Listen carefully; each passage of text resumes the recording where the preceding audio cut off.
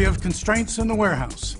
Well, joining us to speak about that today is Anette Danek Akay, Senior Vice President of Fulfillment at RandomHouse. Annette, welcome. Thank you, Russell. Annette, I guess the threshold question is, what is the theory of constraints? I mean, for anybody who's unfamiliar with it, give us a definition. Walk us through it. I can pretty much talk about theory of constraints and describe it in one word: focus. So theory of constraints is all about focus and all of the different parts of the organization: focus in project management, focus in supply chain, focus in project management, and we applied that focus in the warehouse. Well, let's talk about that. Let's talk about TOC, if you will, theory of constraints, and how you applied it there. We used a part of theory of constraints that's called make to availability.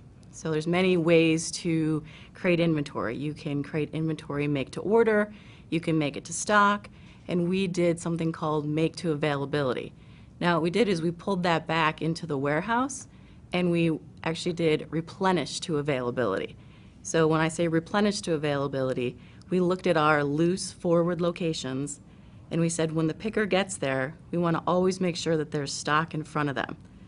And we don't want to have a situation where we have to do what we called an emergency replenishment to replenish that loose location so that the product was there.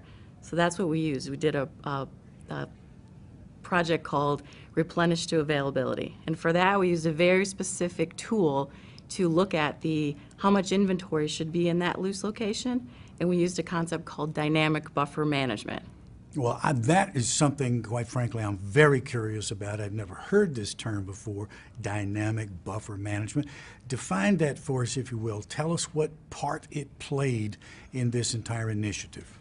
So dynamic buffer management is an inventory strategy. So basically, how many units, or how many, in our case, books, should be in that loose location.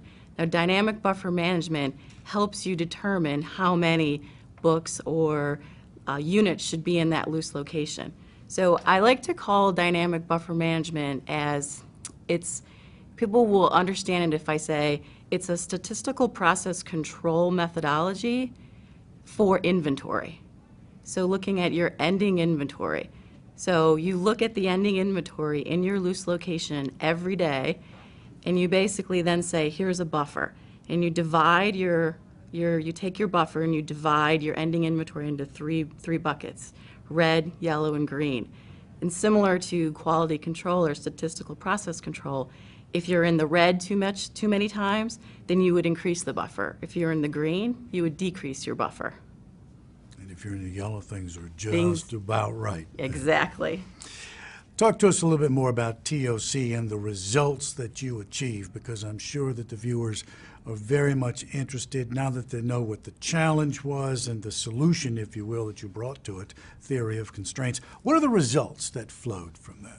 For our replenish to availability, I can say that we've taken our emergency replenishments. We were in the 15%, not a great number. 15% of our replenishments were emergency replenishments, and right now that's down to 2 or 3%.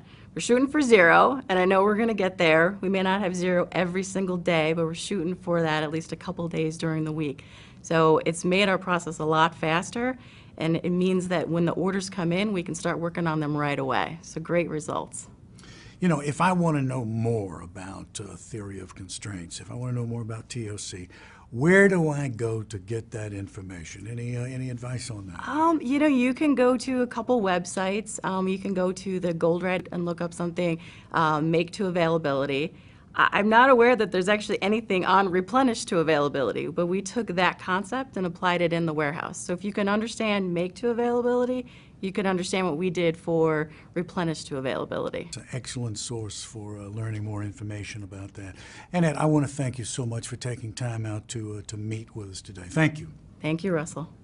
That's Anette Danek Akay, Senior Vice President, Fulfillment at RandomHouse, and speaking with us today about the theory of constraints in the warehouse. Thank you for watching.